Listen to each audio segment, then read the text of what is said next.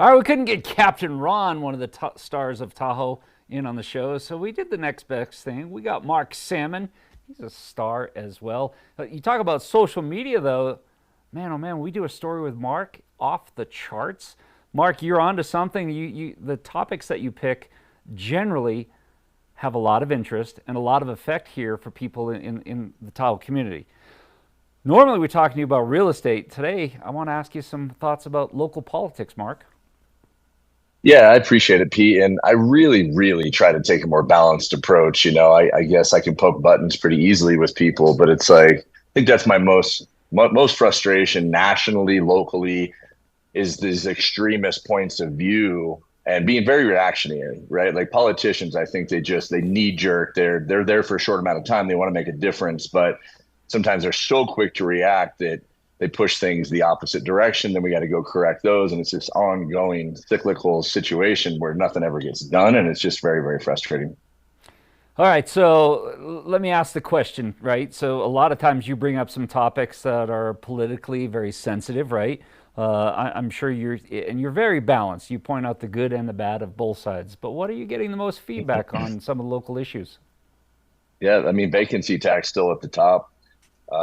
And I get it. And so this stems from coming out of the pandemic. That created an environment that nobody could predict, and to see the influx of people coming from an area where their compensation was so much higher than locals, then they were willing to pay a lot more money. But had we just allowed that dust to settle, and now we're seeing those folks go back to work, go back to the Bay Area, and watch the opportunities for long term housing come back and come down in price because of that. And we couldn't predict it, but I just think we're jumping the gun a little bit with the vacancy tax and not recognizing what other problems that could create.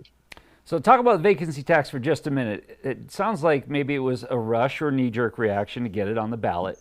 It's designed, or the emphasis behind it was to provide some financial support for people that are challenged with getting a place to live here in Tahoe. But the money that's being raised for this, as written, doesn't go towards that, right? That's right. Yeah, it's not specifically earmarked for that. And this goes back to like just media hype, where we get our news from, and recognizing that most of it's very sensational, and it's skewed, it's wrought with misinformation.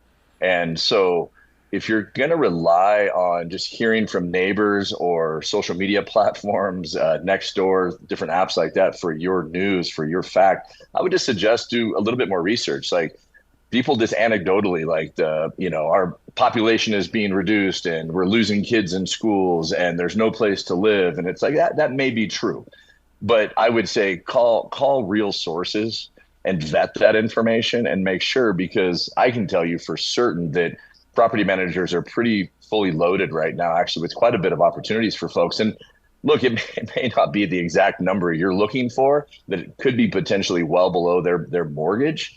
But there are opportunities. And I would just suggest that everybody just research that and just pump the brakes a little bit on just forcing people to try to solve this problem by taxing second residents that kind of fund the party up here. Is politics becoming a dirty word here? Always. That's why I'm not involved, except for this, right? And I'm sure some people are like, spot on, Mark. And there's plenty of people who are like, this guy's whack, he doesn't know. But Pete, I'm sure you got similar stories, man. I came here at 19 years old, and I was that guy snowboarding at Kirkwood 100 days of winter. And in order to do that, I had to make certain sacrifices, and part of that was my lodging. And so I had a one-bedroom apartment that I shared with three people, and I slept on a mattress on the floor, and I ate with plastic silverware, and I sacrificed whatever I could to make sure I was on that mountain. I've watched your career path, Mark, and you have made a lot of sacrifice. You put in a lot of hard work, whether it was the time that you spent with, the high school with some of the women's soccer teams. I remember buying, stuff from you at the hardware store out in Myers.